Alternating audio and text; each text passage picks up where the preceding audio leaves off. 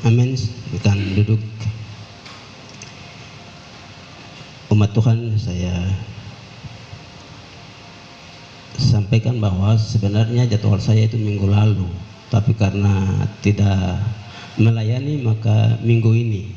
Ya jangan ada yang sampai waktu itu dengan pengumuman terus kemarin minggu lalu baru ini minggu dia lagi kah? Jadi minggu lalu itu batal maka minggu ini saya melayani. Tuhan itu pun tidak mengurangi, hanya kasih tahu saja. Ya,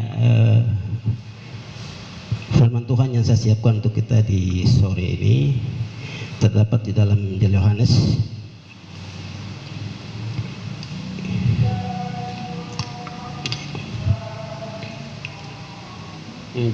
Yohanes pasal yang ke-15.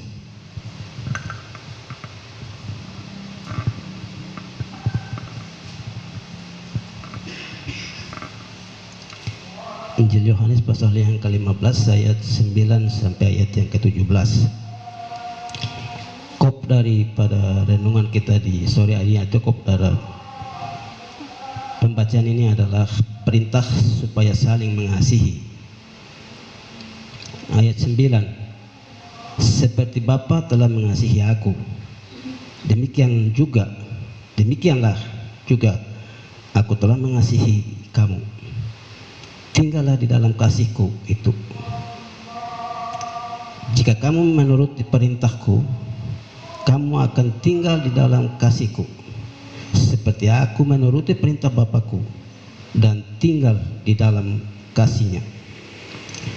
Semuanya itu kukatakan kepadamu, supaya sukacitaku ada di dalam kamu dan sukacitamu menjadi penuh.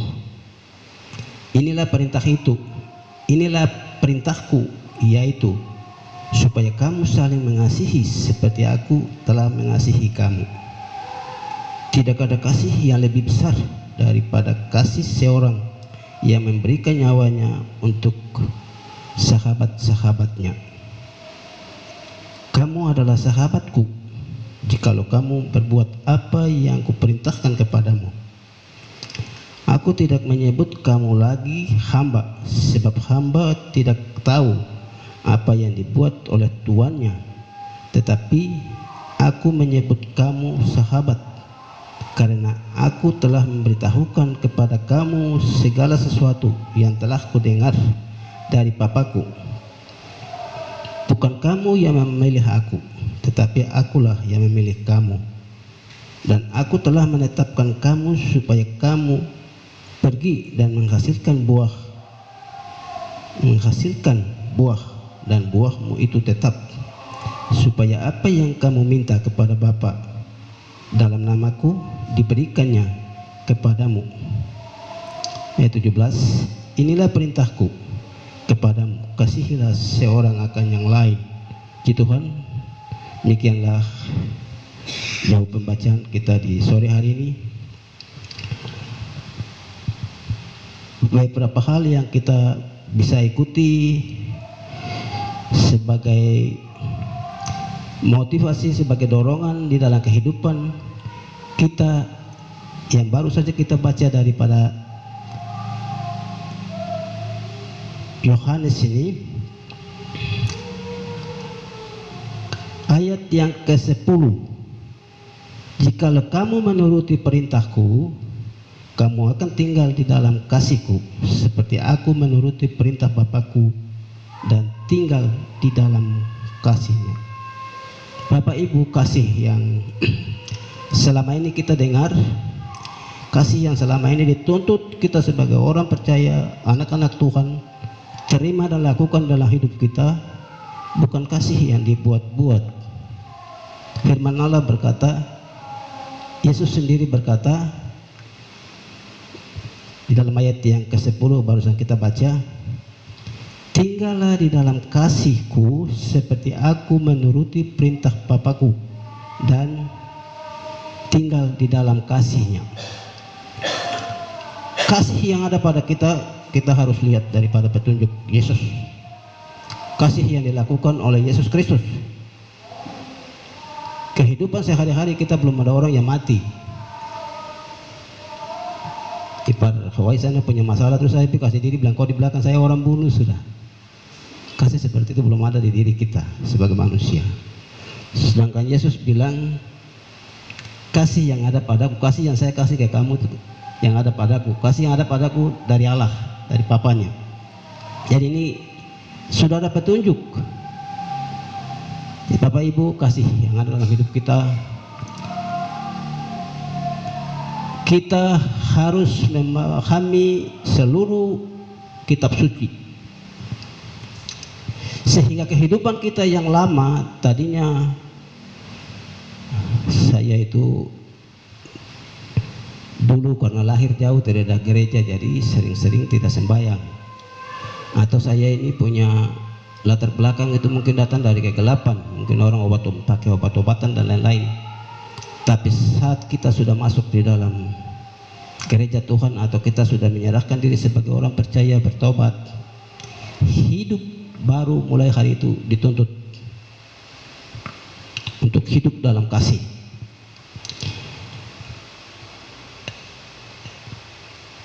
Menurut perintahku, menurut perintah Bapakku, dan tinggal di dalam kasih-Nya. Yesus mati itu bukan dia punya mau-mau. Yesus dianiaya, diolok, bukan dia punya mau-mau, itu perintah Bapa. Dia sendiri berkata bahwa aku sendiri berada di dalam kasih Bapa, kasih Bapa. Dan dia mau kita sebagai orang percaya, orang yang mengakui Yesus Kristus dalam hidup kita, kita harus ada dalam kasih-Nya. Jadi Bapak Ibu, hal ini kita coba lihat di dalam ayat yang terakhir, ayat 17. Saya rangkaikan dengan ayat 17. Inilah perintahku kepadamu, kasihilah seorang akan yang lain. Kalau dihukum Allah, hukum kasihilah sesama. Ini sesama berarti semua orang yang ada ini kita kasih saja, tidak ada perbedaan. Tapi di kalimat ini berkata seseorang, berarti ini menunjuk kepada orang ini. 2000 orang ini bisa 2 orang saja, bisa 2 orang saja kita melakukan kasih, karena kasih kepada seseorang. Kenapa? Di dalam kehidupan kita yang 1000 orang, 2000 orang, dalam hidup ini pasti ada orang yang datang dengan latar belakang yang tidak menerima Yesus, masih hidup dalam kegelapan, tidak menerima, tidak mengaku Yesus dalam kehidupannya. Maka firman Tuhan ini berkata kepada kita, kasih kita itu kepada seseorang. Karena kasih apa? Kasih itu karena hidup kita sudah baru. Jadi Bapak Ibu, persoalan hidup seperti ini kadang-kadang kita belum bisa memisahkan, mengerti kata kasih. Artinya orang itu tidak pernah sembahyang, Kak. Kita kenal orang itu suang kita terbang, Kak. Ke sana terus orang bilang, bagaimana? Kok kenapa kau pergi di dia? Itu saya kasih. Ini ayat ini menunjukkan kepada kita bahwa seseorang, artinya kasih kita ditujukan kepada orang-orang yang sudah mengenal Yesus. Bapak Ibu, ini kehidupan sehari-hari saja nih, tapi harus diperhatikan.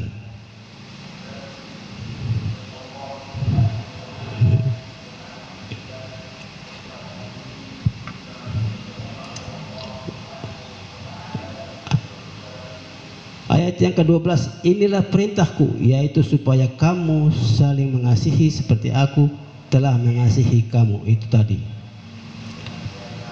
kasih yang Yesus Kristus korbankan kepada kita. Selama ini kita baca mulai dari yang tadi saya sebut, menderita, mati, dikuburkan, kemudian bangkit.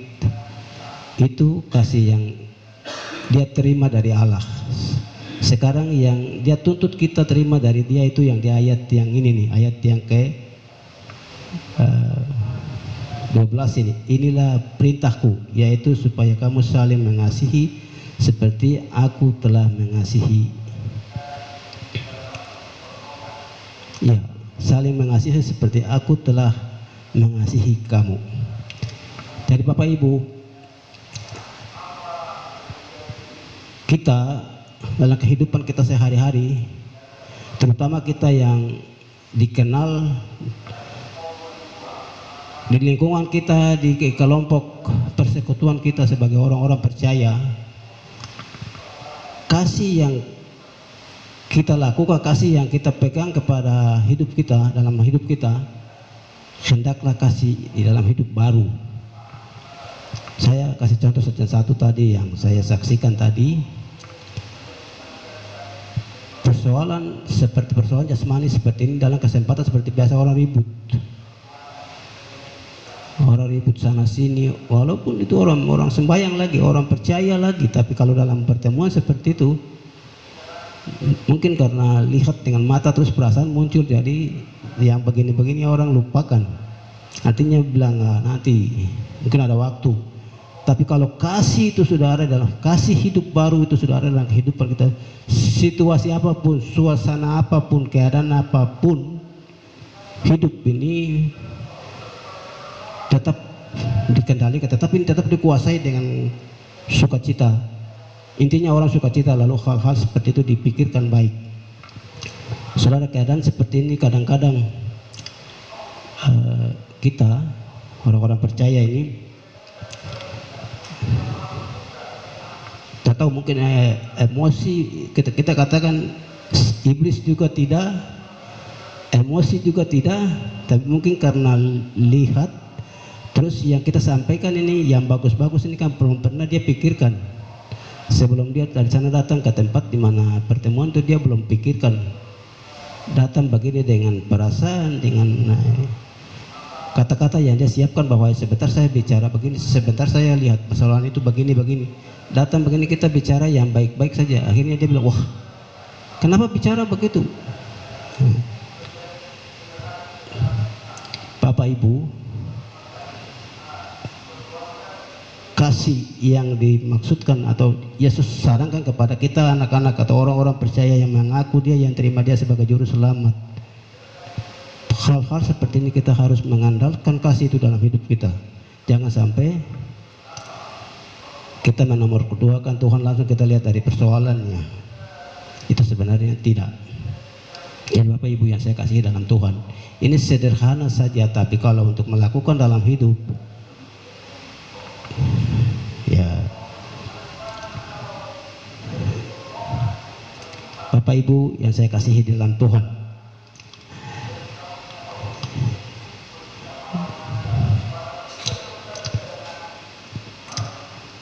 aku memilih kamu,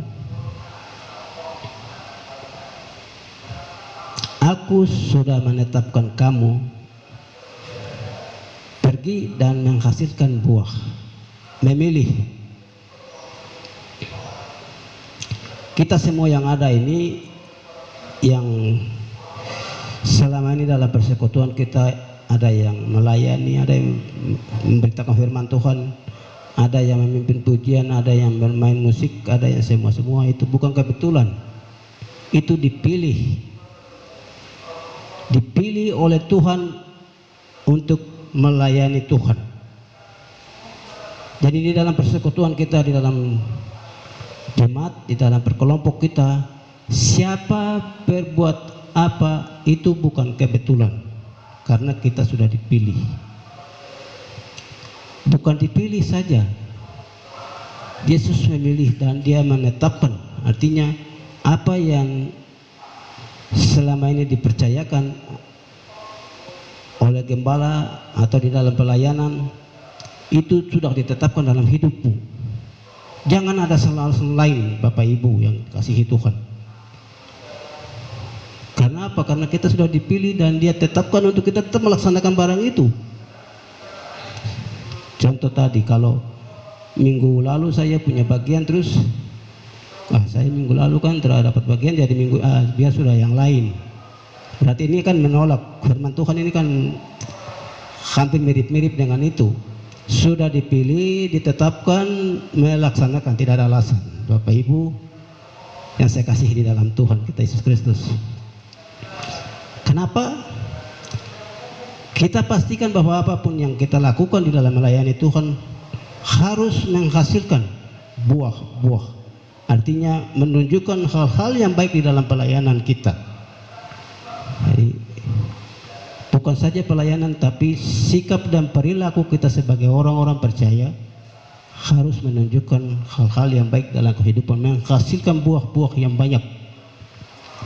Bicara buah ini kan satu bentuk. Kalau buah berarti orang makan toh, bukan buah orang buang.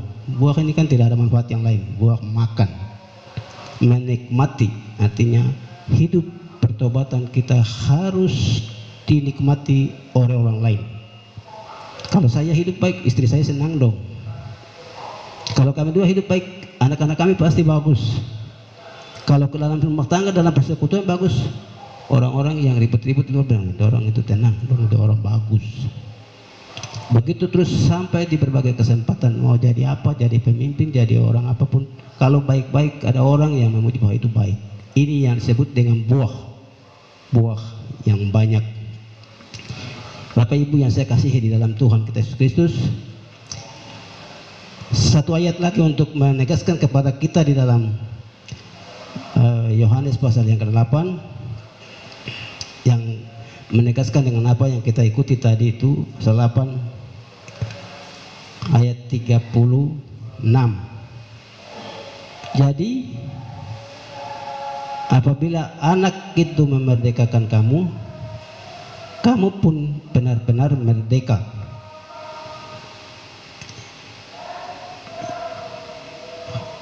Kasih yang ada di dalam Yesus Kristus kita sudah terima di dalam hidup kita, kita melaksanakan setiap saat di dalam kehidupan kita. Anggaplah kita sebagai orang merdeka. Bapak Ibu, kemerdekaan ini bukan saya menghakimi. Kemerdekaan yang dimaksudkan dengan ayat ini, kehidupan kita sebagai Kristen, ya bisa dikatakan belum sepenuhnya kita merdeka. Karena mendengar itu lain, berbicara itu lain, melihat itu lain, berbicara itu lain. Kemerdekaan yang dimaksudkan dengan yang saya bisa terangkan untuk kita pada saat ini adalah segala sesuatu yang kita dengar, yang kita lihat, yang bertentangan dengan ajaran firman Tuhan, kita harus tinggalkan. Kita tidak perlu ada di situ. Sebentar dengar di sana orang bicara mencemooh, berkelahi, datang bicara di rumah dengan keluarga, dengan istri anak, tadi itu rame-rame begini, sebenarnya itu ditinggalkan. Itu hal-hal seperti ini tidak lagi kita diskusikan. Tapi ketika kita ada di satu tempat, orang berbicara sesuatu yang baik, yang bagus-bagus, itu yang kita bawa untuk bicara di dalam keluarga. Tujuannya apa? Memuliakan Tuhan. Jadi hal-hal yang baik kita diskusikan, hal-hal yang kita bawa untuk menyampaikan kepada orang-orang lain supaya memenangkan, atau orang yang mendengar itu ya, dia tidak sampai, dia tidak bisa terima, tapi dia bilang, iya bagus, bagus. Kasih tahu begitu saja memuliakan Tuhan. Bapak Ibu, jika anak itu memerdekakan kamu, kamu benar-benar merdeka. Jangan ada satu minggu sedikit bicara bagus, satu minggu terbaik dulu, satu tahun bagus-bagus, satu tahun terbaik dulu. Tidak, kamu pun benar-benar merdeka. Sejak menyerahkan diri, sejak bertobat, sejak sebagai anak-anak Tuhan, mulai dari itulah, hari itulah terus merdeka, hidup baik terus sampai pada Tuhan panggil. Bapak Ibu yang saya kasihi di dalam Tuhan, yang saya jelaskan tadi itu pengertian saya tentang kasih. Tapi kita yang ada ini, saya sudah pastikan bahwa masing-masing punya pengertian, punya pemahaman, terus duduk analisanya lain-lain. Kasih itu ya harus begini lagi, tambah lagi begini, tambah lagi begitu. Itu namanya buah-buah yang lebat. Saya bicara di sini, kita sudah mulai analisa yang masing-masing, yang baik-baik untuk memuliakan Tuhan. Bapak Ibu yang saya kasihi di dalam Tuhan, tadi awal saya katakan bahwa kasih ini bukan Tuhan tuntut untuk kita kasih kepada dia sembarang-sembarang tadi. Dia sudah baca dari awal toh, seperti Bapa mengasihi aku, seperti itu juga ya Bapa mengasihi aku, seperti itu juga aku mengasihi kamu. Berarti kasih dari Bapa kepada anak turun kepada kita. Jadi kasih itu jangan pikir terlalu jauh baru. Ini hal-hal yang biasa dilakukan, dihadapi dalam hidup saja. Saya punya hidup pribadi itu, saya biasa kasih tahu begini. Dalam saya punya hidup itu saya berusaha supaya jangan saya ganggu orang lain. Dan saya juga jangan kasih kesempatan untuk orang lain ganggu saya. Saya mau kasihkan, saya mulai jabarkan dari situ. Orang itu dia bikin dia punya barang, dia tahu kah, dia ahli kah, dia tahu saya ini tahu barang itu kah. Saya tidak bisa datang langsung terus bilang dia yang punya barang di belakang dan langsung saya kerjakan. Sebenarnya itu bukan kasih. Datang berdiri dan lihat saja. Kalau orang itu menghadapi persoalannya, masalahnya kami itu tidak bisa datang terus, Bapak bagaimana tolong saya. Disitulah baru kita memberikan kasih itu kepadanya. Jangan sampai dia masih bekerja, dia masih punya kasih persoalannya, dia masih bisa mampu kerja, kita langsung masuk. Tidak boleh itu membentuk dia, wah saya kerja, saya punya barang, saya kerja dulu. Atau kita kerja sedikit lebih daripada apa yang seharusnya dia kerjakan. Jadi hal-hal seperti ini, hal kecil yang biasa kita lakukan dalam hidup saja.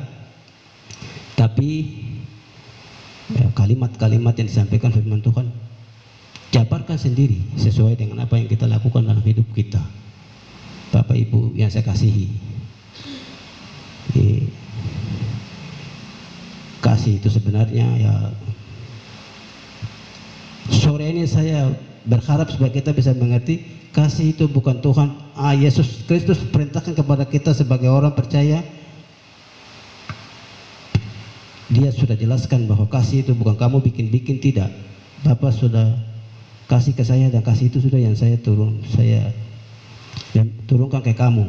Jadi hal-hal yang bagus saja. Tadi satu ayat di situ katakan bahwa tidak ada orang yang lebih baik yang bisa datang terus minta kepada temannya atau sahabatnya bahwa kau punya persoalan, biar saya yang tanggung, sudah kau tinggal. Kasih yang selama ini kita lakukan dalam hidup kita sehari-hari ini belum sampai di titik ini. Saya belum lihat, mungkin sudah terjadi kah di daerah lain kah, atau bapak-bapak yang lain mungkin sudah lihat, tetapi saya sendiri belum pernah lihat. Kalau mati untuk persoalan lain berarti orang bunuh boleh, tapi datang baru minta bilang saya mau mati untuk kau barang, itu tidak ada. Kalau mungkin orang bunuh kah atau mungkin seperti itu ada saja. Jadi Bapak Ibu, kiranya firman Tuhan yang singkat ini saya hanya menjelaskan sampai di sini. Tapi saya percaya roh Tuhan ketika firman Tuhan ini kita baca dan kita sendiri masing-masing punya niat hati menjabarkan ke situ, menyabarkan, roh itu akan menuntun kita untuk lebih jauh untuk mengerti apa yang saya bacakan di sore hari ini. Puji Tuhan, firman Tuhan selesai, saya berdoa untuk firman Tuhan.